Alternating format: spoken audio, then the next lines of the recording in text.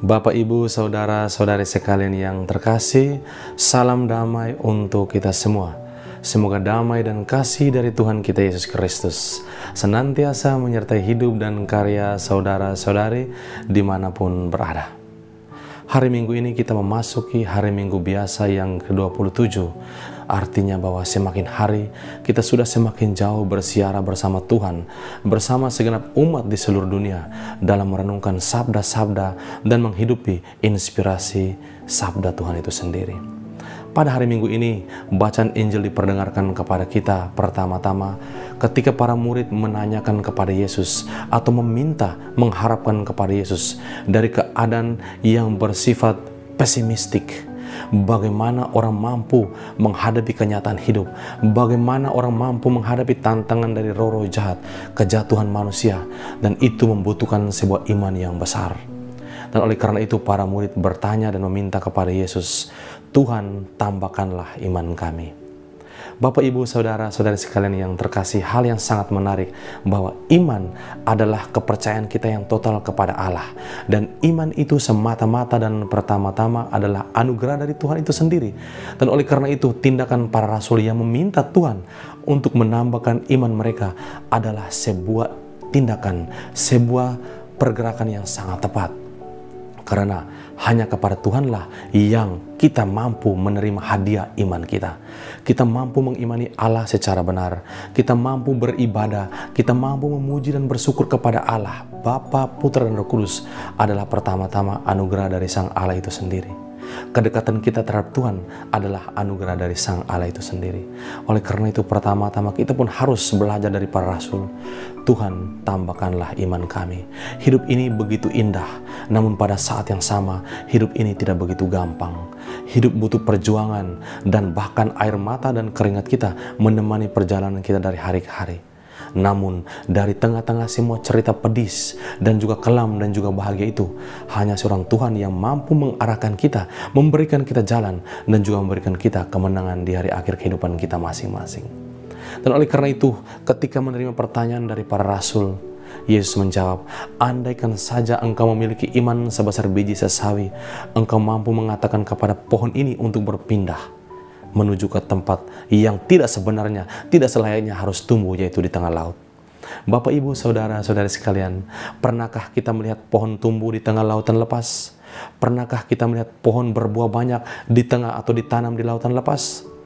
Hal yang tidak mungkin. Tetapi Yesus mengatakan, andai saja imanmu ada dan sebesar biji sesawi. Biji sesawi adalah benih yang lebih kecil, benih yang terkecil dari semua benih yang ada. Andai kata engkau memiliki iman sebesar benih yang bersifat insignifikan atau tidak signifikan, engkau mampu melakukan hal yang tidak mungkin.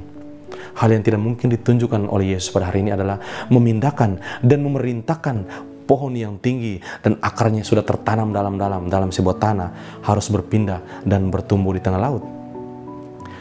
Injil ini menggambarkan kepada kita bahwa hal yang dilihat oleh mata manusia yang berasal dari hal yang tidak mungkin, hal yang tidak mungkin terjadi, akan menjadi sebuah kemungkinan andai kata kita percaya total kepada Tuhan atau andai kata kita memiliki iman kepada Tuhan. Sekecil apapun imanmu akan terhitung, karena Tuhan tidak menghitung sebesar apa engkau mampu membuat atau engkau mampu menghasilkan segala sesuatu dunia ini, atau engkau mampu berkarya dengan talenta-talentamu.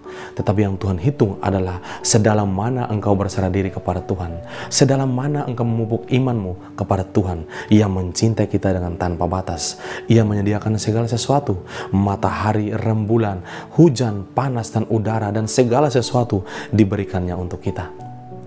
Dan hal berikut yang dipertunjukkan kepada kita dalam bacaan Injil adalah bahwa segala sesuatu sudah dipersiapkan bagi kita. Dan tugas kita adalah menerima apa yang sudah Tuhan berikan dan bersyukur. Kita adalah anak-anak Tuhan dan kita adalah hamba yang tidak berarti di hadapan Tuhan. Bukan berarti kita harus terkurung dalam status kita sebagai hamba. Tetapi dengan keberadaan kita yang tak mampu itu, Tuhan sudah memberikan segala sesuatu.